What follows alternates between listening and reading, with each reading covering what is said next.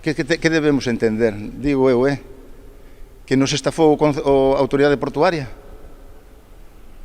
Que a autoridade portuaria abusou da nosa confianza e que o abogado do Estado que tampouco non actuou correctamente?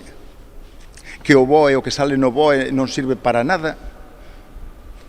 Pero bueno, eu estou convencido de que actúa a autoridade portuaria con independencia de que nós tomemos todas as medidas que teñamos que tomar e que creamos que son que poidan ser eficaces para sacar adiante isto.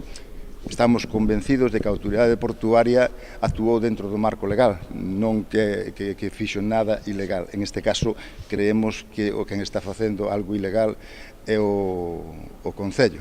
E sexa quen sexa o alcalde, sexa quen sexa, están petando as portas da prevaricación. Iso é o que creemos.